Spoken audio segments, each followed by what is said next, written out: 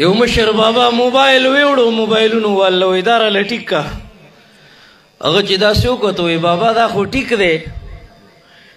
وی چې ټیک دی نو 2 کاله وشو زوی مې امریکا کې دی هلته ځان له واده کړی دی په دې خو زما د بچي ټلیفون نه راځي که نه په دې خو د هغه کال نه راځي 2 کالونه د بچي د اواز په انتظار دی چې زه به اواز واورم مونږ ورله نکاح وتړو داسې یو هفته بعد پوښتنه وکړو هلکه د واده هغه هلک څنګه دی او پلار یې داسې غمجن یي که نه مولانا سیوا خو جدا شوی دی خو جدا شوی دی ولې جدا شوی دی سپینګیری پلار ټیټه ملا بوډۍ مور ضعیفه ولې مولانا صاحب ښځه یې خفه وه دا ښځه ده ته وایي زما ستا د دې مور سره ژوند نه تېرېږي دی ورته وایي بوډۍ شوې ده دماغ یې کار نه کوي ګزاره ورسره کوه مړه به شي بس خلاص به شو تی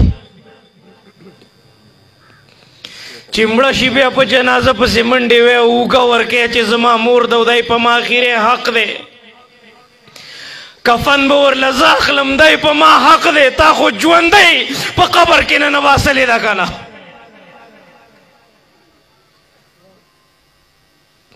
تا خو خپل جنت خفه کړی دی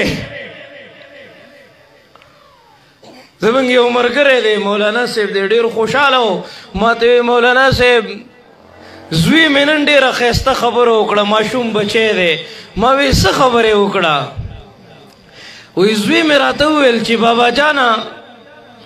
د قیامت ورځ به نفسي نفسي وی څوک به د چا په کار نه راځي خو ما ته ځای معلوم دی زه به هلته پټ شم د نجات ځای راته معلوم دی ما ویل بچیه چېرته به پټ شي ما ته ویل بابا جانه زه به د مور د قدمونو لاندې پټ شمه د الله نبي فرمایي الجنت تحت اقدام الامهات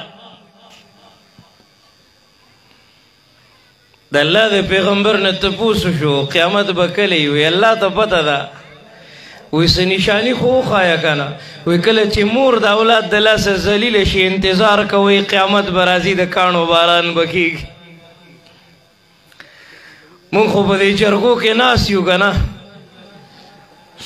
جیداد تقسیم شي بیا یې د مور نمبر راشي یو بل ته وایي مور به تا سره یي ماشومانو جګړې به یې کولې مور زما مور زما او نن شپږ 7 زامن یو بل ته وایي مور به تا سره یي یو بل ته وایي مور به تا سره یي مور به تا سره یي نن مور غریبه غمجنه کوم بچي ته ووایم چې دویانې مې ختمې شوي ماله زما دویانې راوړه